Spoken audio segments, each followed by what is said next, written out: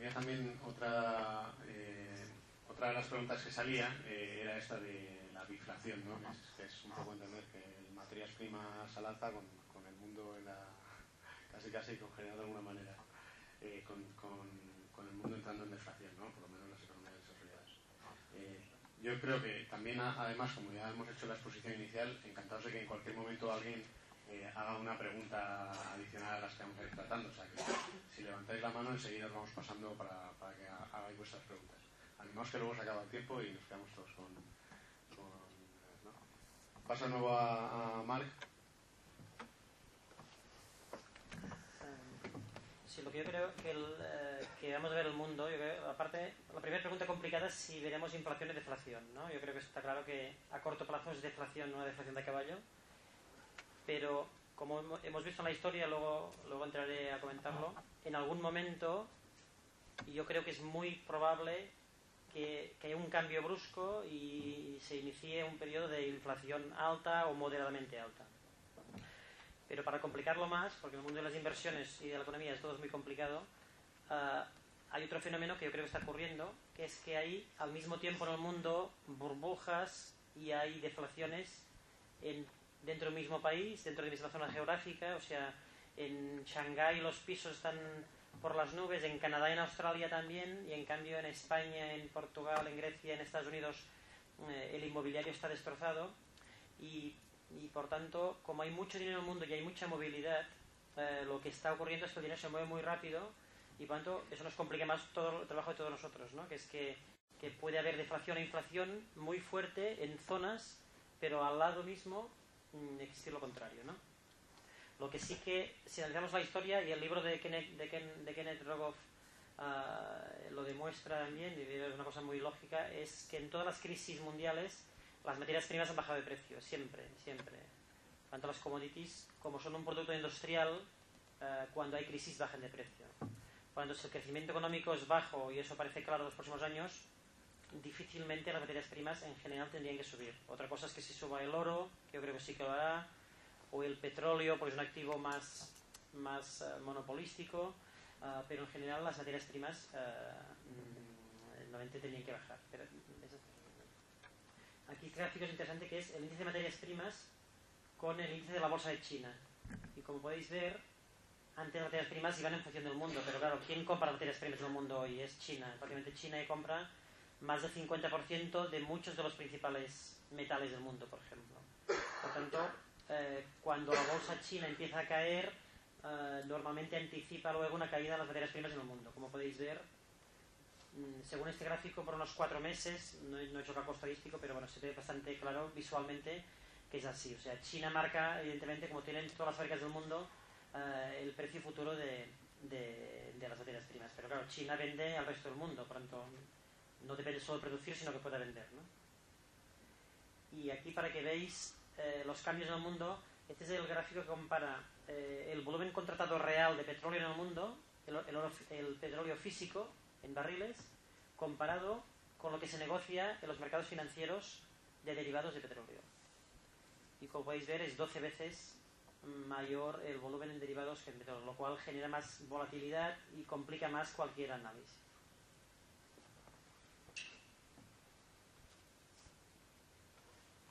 Bueno, aquí teníamos una parte sobre inflación, tu opinión, Walter. ¿Sobre inflación de materias primas, dices? Inflación de materias primas combinada con inflación. Sí, yo creo que aquí, con carácter general, podríamos hablar del comportamiento de precios relativos de las materias primas respecto al resto de bienes y servicios de la economía.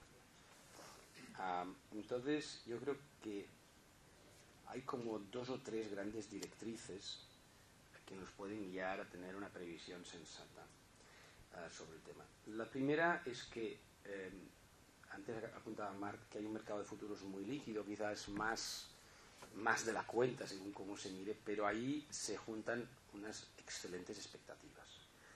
En el mercado de futuros se puede observar no solamente los precios spot, de cómo se hacen las transacciones hoy para entrega hoy, sino los precios futuros o forward de cómo se hacen las transacciones hoy para entrega dentro de un tiempo, dentro de 1 año, 2, 10. Y de ahí se extrae lo que se llama la estructura a término del precio de ese bien. Entonces, cuando un profesional habla del petróleo, no solo habla del precio spot del petróleo, que puede estar en $75 el barril o algo así, sino también habla del precio forward del petróleo. Se habla del forward 5, el forward 10. Entonces, por ejemplo, ahora mismo el petróleo puede estar en 75 spot, forward 5, 85 y forward 10, $90. Y juegas con esa estructura término, juegas con el conjunto de precios que conforman la expectativa de evolución del mismo. En general estas curvas son bastante sensatas y reflejan de una manera digna las expectativas, no solo porque el mercado más o menos racional, sino porque además hay operadores mineros o petroleros y compradores de los metales correspondientes y del petróleo que operan en ese mercado. O sea, esos precios futuros no son simplemente una adivinanza, son apuestas reales que hace el mercado comprando y vendiendo, y lo hacen los profesionales de esos mercados, tanto los productores como los consumidores. Si miramos las curvas de las materias primas, podríamos separar dos grandes grupos: las energéticas y las demás, que son sobre todo metales, aunque también hay algo de agricultura con menor peso. En las energéticas, yo creo que no cabe ninguna duda de que el petróleo va a seguir subiendo, que en un entorno más bien deflacionista el petróleo no puede bajar y más bien tiene que subir, con todo lo que eso conlleva, porque es un cierto daño para la economía. La razón es que el petróleo es relativamente escaso, pero sobre todo que se agota. O sea, la gran diferencia entre una acería y una minera, una petrolera, es que en la acería, conforme produces, no se agota la acería, no se derrite como si fuese de azúcar y le lloviese, ¿no? Aquello sigue allá, los hierros siguen y puedes seguir haciendo exactamente el mismo acero. El hecho de hacer mucho acero este año no quiere decir que hagas menos el año que viene. En la minería y en el petróleo y en lo que son recursos naturales, si tú produces mucho carbón este año, mucho petróleo, mucho cobre, producirás menos el que viene, porque las minas se agotan y los pozos se agotan. En el Mar del Norte, la vida media de un pozo es de unos 5 años. En el Golfo de México, la vida media de un pozo es de unos 2 a 3 años. Los pozos se agotan. Si el precio es bajo, te pasas 2 años produciendo sin invertir, porque el precio es bajo y no sale a cuenta, y la oferta cae. La oferta en un material como el cobre, si no se invierte, cae a razón de un 4% largo por año. O sea, si los precios del cobre se desploman, en 3 años se produce un 12% menos, porque nadie repone. Y esto en el acero no pasa. Si el precio del acero se desploma, al cabo de 3 años la capacidad productiva es exactamente la misma, incluso un poquito más, porque alguna inversión hace de mejor. Y esto es característico de las materias primas y una diferencia enorme respecto a otros sectores en los cuales la oferta no decrece de forma espontánea. En los recursos naturales sí que decrece de forma espontánea. Entonces, en el mundo del petróleo es evidente que por esta razón, como que decrece y hay que incentivar más producción y cada vez más difícil sacar petróleo, los precios van a subir.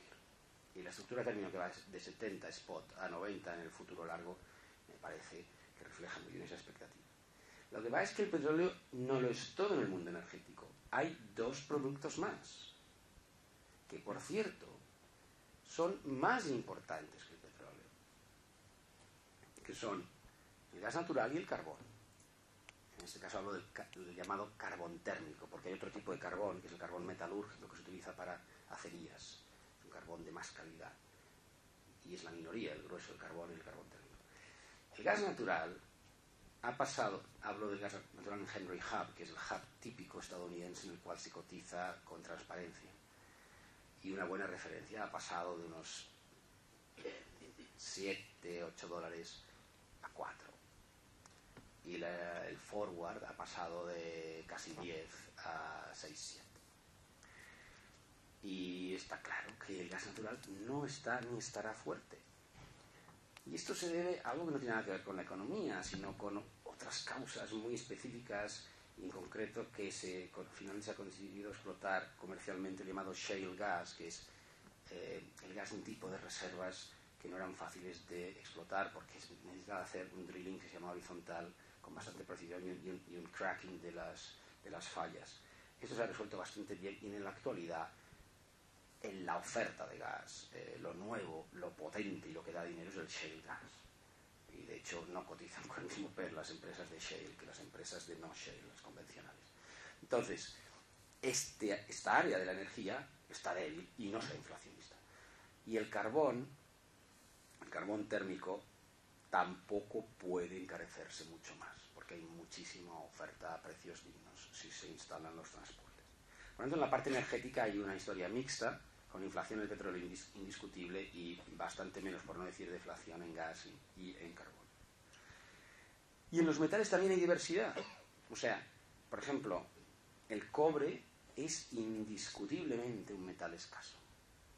El cobre está ahora mismo a 3,5 aproximadamente dólares por libra, y pensemos que hace no mucho estaba por debajo de 1, hace 5 años o así, y ahí se va a mantener casi seguro, mientras que por ejemplo el zinc o el níquel pues son metales mucho más ofertados. Entonces tenemos que hablar ya de materias primas específicas y concretas. En general yo esperaría una inflación relevante en el petróleo, y el resto de productos en su conjunto más o menos lo comido por lo servido. Pero desde luego, si ahora tuviese que hacer una apuesta por algo que va a mantener precios, lo haría antes por los recursos naturales que por cualquier otro producto, precisamente por lo que decía antes, porque la oferta se agota simplemente por su mismo funcionamiento. La extracción, antiguamente había, los más viejos hemos visto anuncios por ahí del fosfato de Chile, ¿no? Que salían como unos fertilizantes, y eso era una montaña inmensa de guano. El guano es las defecaciones de las gaviotas, una montaña inmensa de guano que había por ahí en Chile. Era enorme. Bueno, pues a base de sacar, se agotó y ahora ya no hay nada. O sea, el guano, esa montaña de siglos y siglos y siglos de guano que había en Chile, se agotó y ahora ya no se vende fosfato de Chile, se buscan fosfatos de otro tipo. O sea, las reservas se agotan. Entonces vienen salados interesantes, como por ejemplo que te has de ir al Congo a sacar cobre y te lo expolian, o que tienes que irte a 1000 metros bajo tierra, y entonces te quedan tíos colgados allá porque la seguridad no es... En fin, y esto sube los costes. Por tanto, si alguien busca precios que se aguanten en un entorno